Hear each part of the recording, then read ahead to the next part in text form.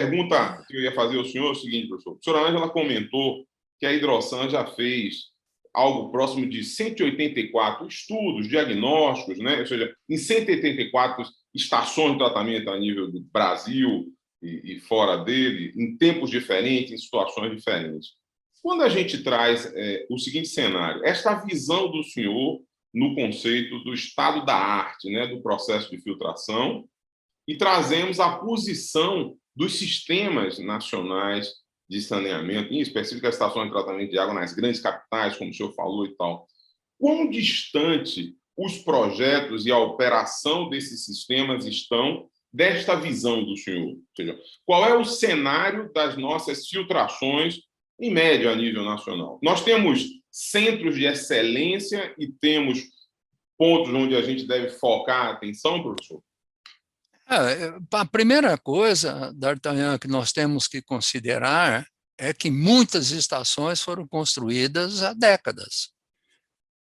Então, eu sou da época que a filtração com taxa declinante colocava-se uma placa para limitar a vazão máxima na saída do filtro. E depois que nós passamos a entender um pouco melhor com esse trabalho em instalação piloto, tudo na década de 70, e quando chegamos na década de 80, já com a modelação todinha, aí ficou realmente claro como era a hidráulica. Por que eu vou prover uma carga similar àquela que se usa para filtração com taxa constante e depois dissipar essa carga maior lá na saída do filtro? Não fazia sentido para mim aquilo. Falei, por que não coloco um tubo menor, que aí a válvula também será menor e assim por diante?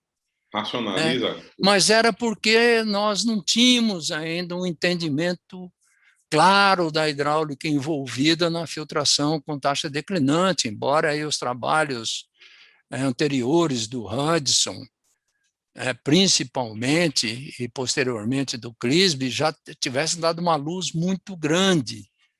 Mas do ponto de vista hidráulico, realmente nós conseguimos equacionar isso a partir de 82, até que foi tema da minha tese de livre-docência em 1982 na USP.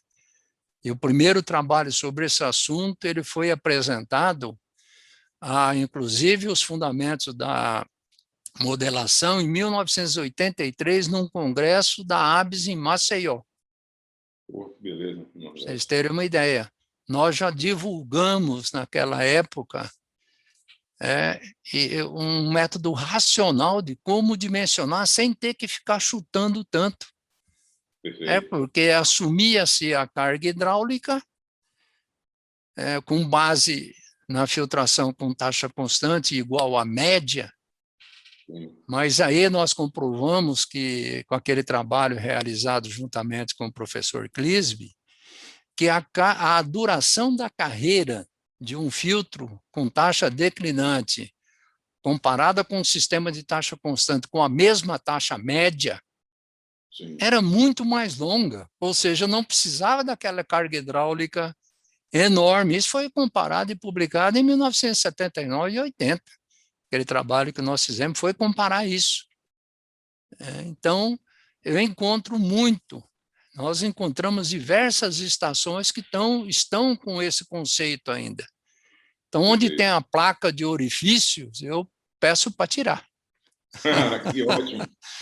Já vamos fornecer um tipo de conhecimento bem específico, né? Bem funcional, né, eu peço para tirar, nós fazemos o diagnóstico para determinar a curva de perda de carga nos filtros, colocando os pesômetros, tem toda uma técnica que nós já desenvolvemos e é relativamente simples. Eu vou falar muito sobre isso também, como levantar a curva de perda de carga, e tanto envolvendo tudo. Eu consigo, com os pesômetros, eu levanto a curva no material granular, o filtrante. E depois, enchendo de água limpa, com uma régua lá dentro e tal, com pesômetros na saída, nós conseguimos determinar a curva de perda de carga total até a água sair do filtro. Que beleza. Então, com isso, essa curva experimental, nós equacionamos e jogamos no modelo. Então, é tudo em escala real. Ah, espera aí, agora eu tenho a curva para diferentes taxas de filtração, com meio filtrante limpo. Bom, então nós vamos fazer o quê? Vamos usar uma curva real, não pode assumir quando você tem a estação. Isso que é um absurdo, assumir parâmetros quando você tem a estação. Vamos lá levantar o que existe, mas tudo com critérios.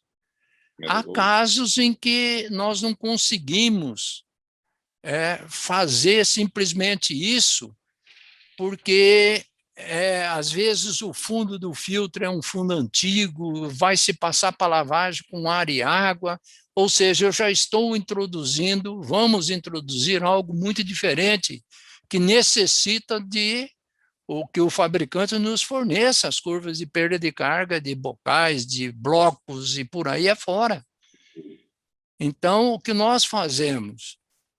Nós levantamos a curva de perda de carga do que existe, entramos com as modificações mais teóricas, né? Então, perda de carga no fundo com blocos. Nós vamos introduzindo isso e vamos colocar um vertedor individual na saída de cada filtro. Tudo isso entra no equacionamento. E aí tem o seguinte, vai aumentar a vazão. Aí tem 6 filtros, vou dar um caso exemplar do que nós tivemos que fazer. Tem 8 filtros, mas com uma carga hidráulica disponível baixa, filtro raso, filtro de 2,85 m. Pretende-se aumentar a vazão em 50%. Bom, a taxa de filtração era constante, já era alta. Vai se aumentar 50% da vazão, aí alguém vem lá e fala, constrói mais 2 filtros. Mas ainda a taxa média de filtração está alta. Aí eu digo, olha, não dá carga hidráulica para a retenção de impureza, vai resultar muito baixa. Mesmo com a construção de 2 filtros adicionais. Aí vem a pergunta, qual é o número de filtros que garanta uma carreira de filtração com duração mínima de 24 horas e que produz água com turbidez abaixo de meio 100% do tempo? Que essas são as exigências que alguns órgãos estão fazendo da gente. É impressionante. São vocês? Você está propondo fazer uma piloto? Bom, então o termo de referência é o seguinte, turbidez 100% do tempo abaixo de meio. Não é 1, não. Meio. Tem alguns que até exageram, colocam lá 90% abaixo de 0,3. Bom, então, quantos filtros são necessários? Eu não sei. Se vocês me perguntarem, eu não sei mesmo. Falei, mas nós podemos simular. A hora que eu fui simular os 8 filtros que tinha na estação, com a taxa média devido a um aumento de vazão, não deu carga nenhuma para reter impurezas. Ou seja, a curva de perda de carga, a hora que eu chegava com a taxa média, já basicamente esgotava a carga hidráulica disponível. Aí passamos a simular um filtro piloto. Na verdade, tinha 2, porque eram materiais granulares diferentes, antracite e areia. Que o objetivo era ter carreira de filtração acima de 24 horas, mas também produzir água de qualidade há 4 anos atrás. Quer dizer, nós já estávamos com a turbidez de 0,3 já ao tempo todo. Não foi o advento da nova portaria 888, né? Ela está craveta isso, né?